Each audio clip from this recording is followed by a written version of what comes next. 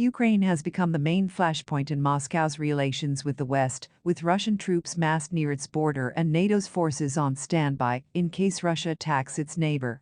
Here are some of the reasons why Russian President Vladimir Putin is so preoccupied with Ukraine and why he has chosen to bring the crisis to a head now. Russia vs. the West. Since the Cold War ended, NATO has expanded eastwards by taking in 14 new countries, including the states of the former Warsaw Pact and the 3 Baltic nations that were once in the Soviet Union. Russia saw this as a threatening encroachment towards its borders and continues to say it was a betrayal of Western promises at the start of the 1990s, something the United States and its allies deny. Ukraine is not a NATO member, but has a promise dating from 2008 that it will eventually get to join. Since toppling a pro-Russian president in 2014, it has become closer politically to the West, staged joint military exercises with NATO, and taken delivery of weapons, including US. Ukraine is the second biggest country in Europe after Russia itself, has major ports on the Black Sea, and shares borders with 4 NATO countries. It is a major exporter of corn and wheat.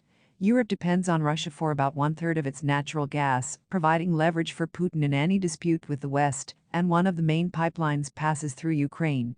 Controlling the Ukrainian territory that it crosses would enhance Russia's pipeline security and protect its ability to weaponize energy supplies. Most analysts, though, consider it unlikely that Russia would attempt to seize and defend large swathes of Ukrainian territory because the military cost would be too high. With the 1991 breakup of the Soviet Union, Russia lost control of 14 former republics it had previously dominated, but the loss of Ukraine was the most painful.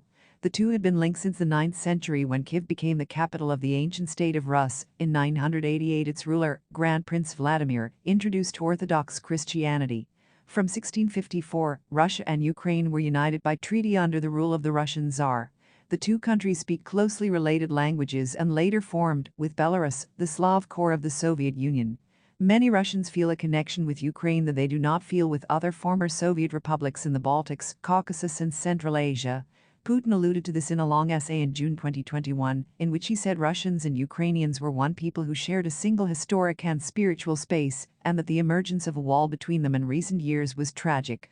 Kiev rejected his argument as a politically motivated and oversimplified version of history. Putin, who once called the breakup of the Soviet Union the greatest geopolitical catastrophe of the last century, has devoted his presidency to restoring Moscow's influence throughout the post-Soviet space, defying the West, and trying to reassert Russia as a global power.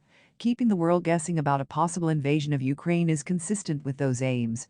It has forced Russia's security demands to the top of the international agenda and compelled U.S. President Joe Biden to re-engage with Putin, although it has also drawn Western warnings of drastic international sanctions.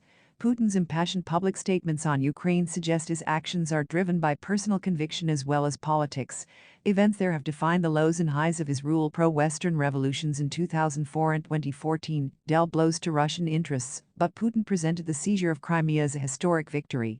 After 22 years as Russia's paramount leader, some analysts believe he may be pondering his own legacy and looking to complete unfinished business in Ukraine by blocking its westward shift and reclaiming it as part of a Russian sphere of influence, something that Ukraine, NATO and the United States all say they will never accept.